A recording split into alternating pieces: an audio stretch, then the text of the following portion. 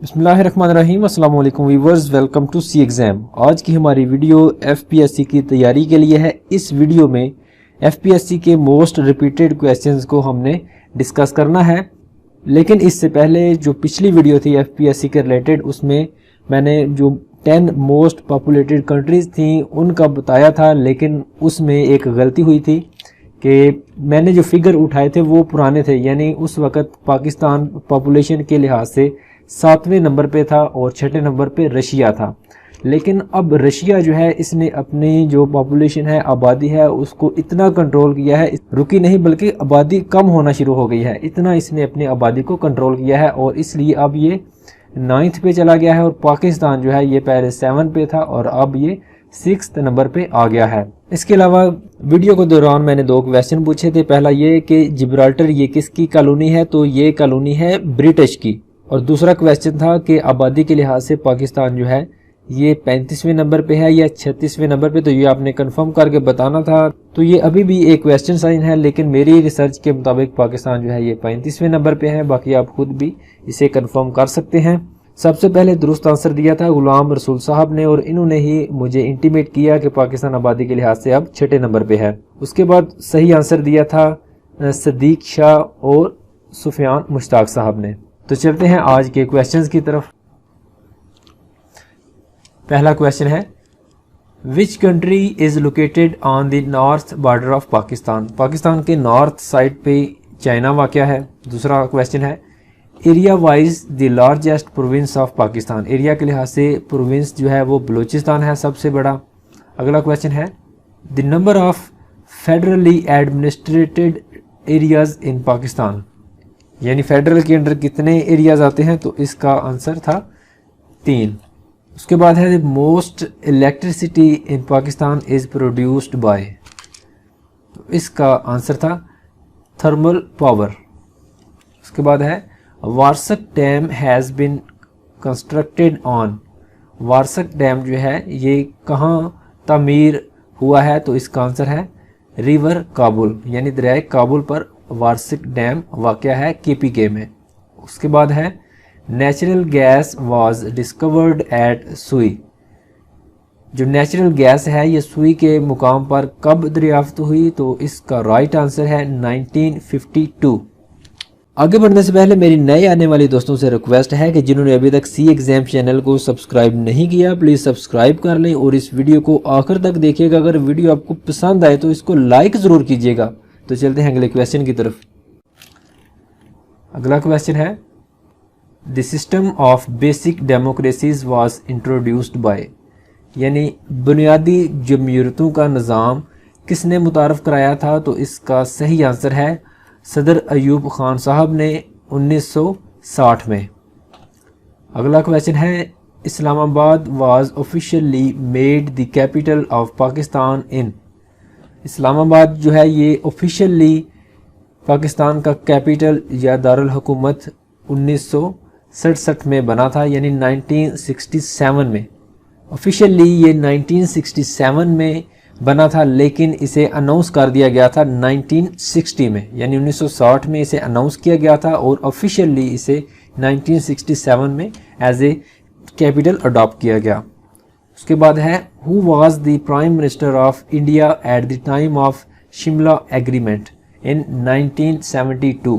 यानी 1971 की जंग के बाद जो शिमला एग्रीमेंट हुआ था, उस वक़्त इंडिया के जो प्राइम मिनिस्टर थे या वज़ीर आज़म वो कौन थे, तो इसका राइट आंसर है इंदिरा गांधी। इंदिरा गांधी उस वक़्त इंडिया के प्राइम मिनिस्टर थे जब शिमला एग्रीमेंट हुआ। इसके अलावा ये भी याद रखें कि जब 1965 की जंग हुई तो उस वक़्त 1966 में ताशकंद के मुकाम पर भी एक मुआहदा हुआ था जिसे ताशकंद एग्रीमेंट का नाम दिया गया था। उस वक़्त जो इंडिया के प्राइम मिनिस्टर थे वो थे जवाहरलाल नेहरू, जिनकी उसी जो एग्रीमेंट था उसके दौरान उधर ताशकंद में ही उनकी डेथ हो गई थी।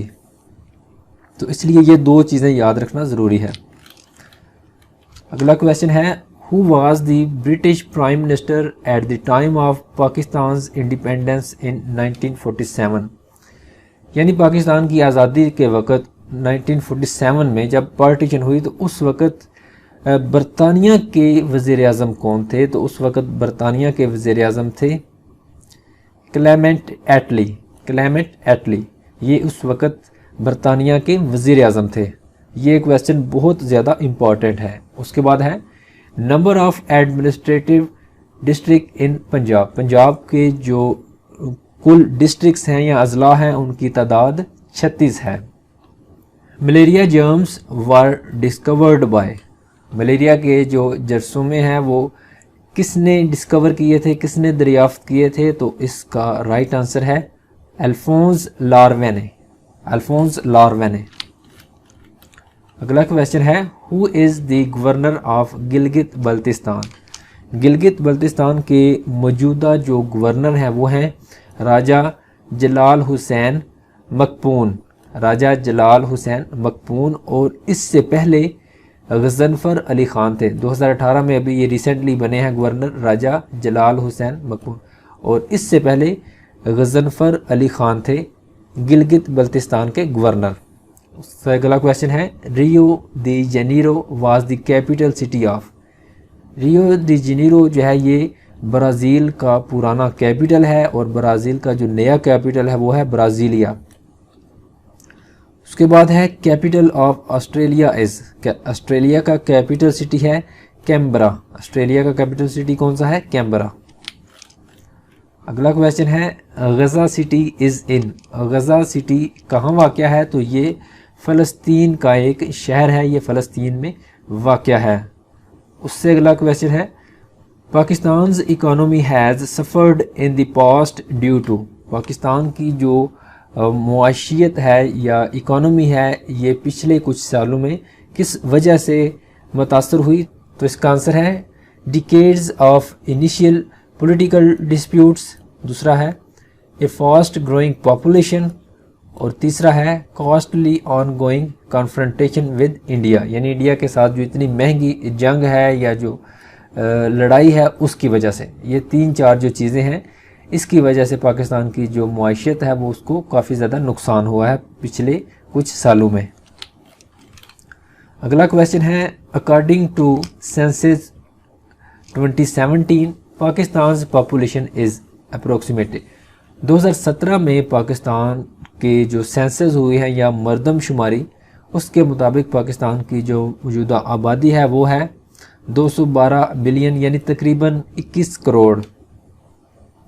2017 में सेंसस हुए ये भी याद रखना ज़रूरी है। इसके अलावा ये भी याद रखें कि इससे पहले 1998 में मरदमशुमारी हुई थी और फिर 19 साल के बाद अब 2017 में पाकिस्तान में मरदमशुमारी हुई। ये 2-3 पॉइंट याद रखना ज़रूरी है। एक 19 साल के बाद, दूसरा 2017 में और तीसरा उसकी आबादी अब कितनी है। इससे अगला क्वेश्चन है IMF स्टैंड्स फॉर। IMF की फुल फॉर्म है इंटरनेशनल मॉनेटरी फंड। उससे अगला क्वेश्चन है Liaquat Ali Khan was assassinated on. Assassinated यानी शहीद कब हुए?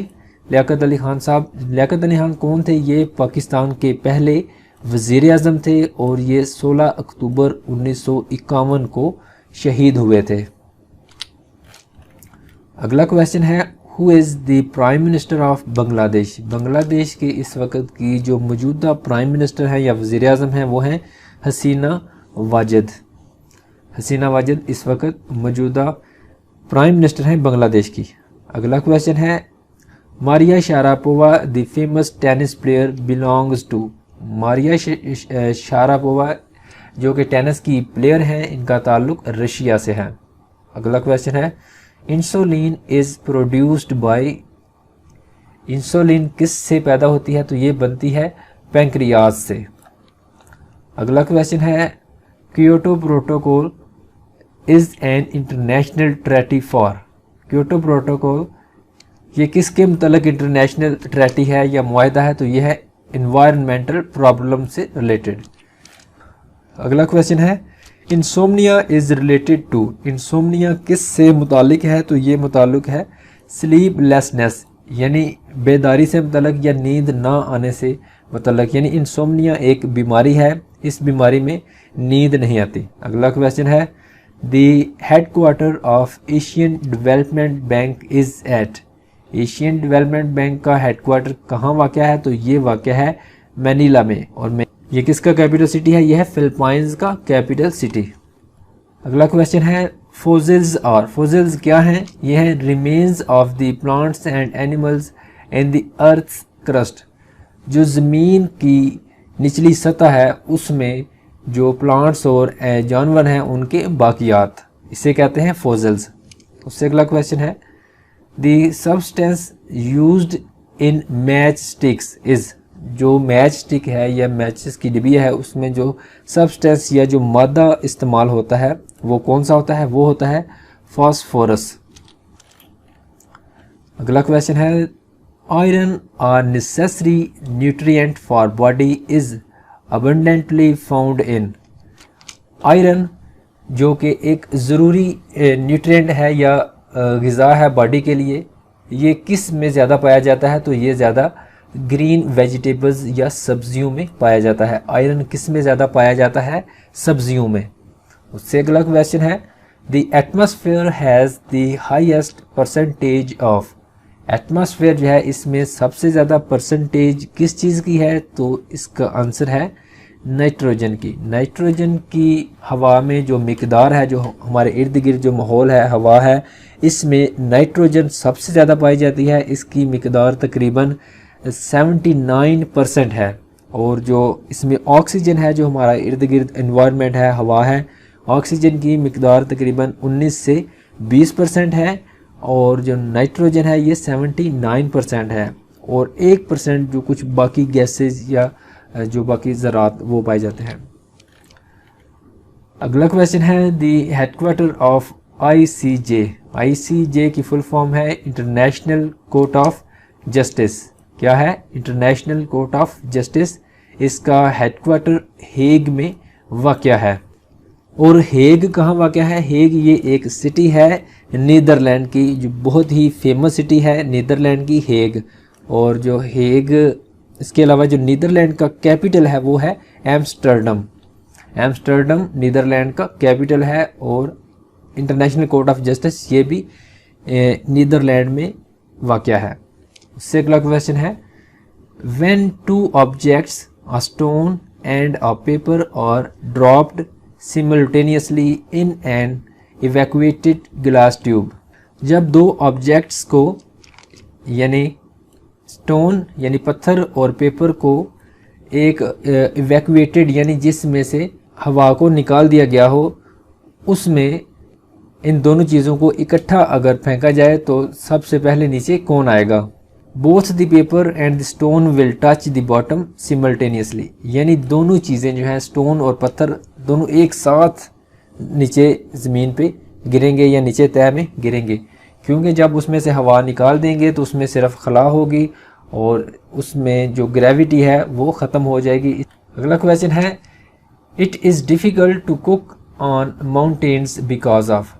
जो माउंटेन्स है या पहाड़ियाँ हैं या किसी बुलंदी पर जब किसी कुकिंग की जाती है, किसी चीज़ को पकाया जाता है, तो फिर क्या होता है, वहाँ पकाना मुश्किल क्यों होता है? तो वो होता है लो एटमॉस्फेरिक टेम्परेचर प्रेशर की वजह से। जो एटमॉस्फेरिक प्रेशर होता है वो कम होता है, इसलिए बुलंदी पर जब किसी चीज़ को कुक किया जाता है, पकाया जाता है, तो वो फिर मुश्किल पेश आती है। मैं एक आपको छोटी सी एग्जांपल दे देता हूँ कि पहाड़ी पर जब पानी को उबाला जाता है तो वैसे आमतौर पर जो पानी का बॉइलिंग पॉइंट होता है वो होता है 100, लेकिन जब पहाड़ी पर पानी को उबाला जाता है तो वो हो सकता है कि 90 डिग्री सेंटीग्रेड पर ही उबलना शुरू कर दे और बहारात में तब्दील होना शुरू कर दे। इसलिए पानी का जो टेम्परेचर मैक्सिमम पहाड़ी पर होगा वो होगा 90। जब टेम्परेचर पानी का 90 होगा तो फिर इसलिए जो भी हम चीज़ पकाएंगे तो वो देर से पकेगी, मुश्किल से पकेगी। तो ये वजह होती है। उससे अगला क्वेश्चन है when common salt is mixed with ice the freezing point. जब आम नमक जो है इसको आइस के साथ या बर्फ़ के साथ मिक्स किया जाए तो फ्रीजिंग पॉइंट जो है वो कम हो जाएगा, लो हो जाएगा। उससे अगला क्वेश्चन है amiable is most similar to. Amiable जो है ये किस से रिलेटेड है या किस से ज़्यादा मिलता है? तो इसका आंसर है फ्रेंडली। Amiable, friendly. उससे अगला क्वेश्चन है dubious is most similar to, dubious जो है इसका मतलब है डाउटफुल, ये डाउटफुल से ज़्यादा नज़दीक है। उससे अगला क्वेश्चन है सिनोनिम ऑफ ऑडेसिटी, ऑडेसिटी का सिनोनिम क्या है? तो इसका आंसर है करेज, करेज या बहादुरी। ऑडेसिटी का मतलब भी बहादुरी होता है। उससे अगला क्वेश्चन है सिनोनिम ऑफ अपैरल, अपैरल का मतलब होता है क्लॉथ्स। उससे अगला क्वेश्चन है which word is wrongly spelled in following, नीचे दिए गए जो अल्फाज हैं उनमें से गलत स्पेलिंग किसके हैं? तो वो हैं कमेंट्स के। तो अभी तक के लिए बस इतना ही। अगर आपने सी एग्जाम चैनल को सब्सक्राइब नहीं किया तो प्लीज़ सब्सक्राइब कर लें, सब्सक्राइब का बटन नीचे दिया गया है। इसके अलावा इस वीडियो को लाइक करें और अपने जो दोस्त हैं या सोशल मीडिया पे जो एजुकेशन से रिलेटेड ग्रुप्स हैं या पेजेस हैं उनमें ज़रूर शेयर किया करें। तो मिलते हैं नेक्स्ट वीडियो में, अपना ढेर सारा ख्याल रखिएगा। अल्लाह हाफिज़।